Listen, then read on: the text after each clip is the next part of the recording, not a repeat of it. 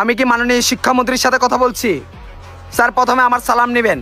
আসসালামু আলাইকুম স্যার। আমি এইচএসসি বেস 2026 আর আমার ছোটো ভাই এসএসসি বেস 2026। স্যার আপনারা কিন্তু আমাদের সাথে এটা ইনসাফ করতেছেন না স্যার। স্যার এবার কি স্যার অটো পাসটা কি দেওয়া যায় না স্যার?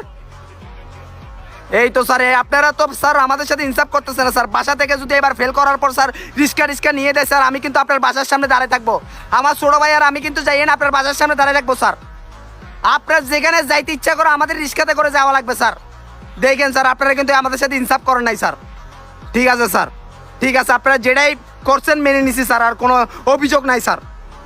তারপরে একটু চেষ্টা করবেন আর কি স্যার, যদি অটো পাসটা দেওয়া যায় আর কি।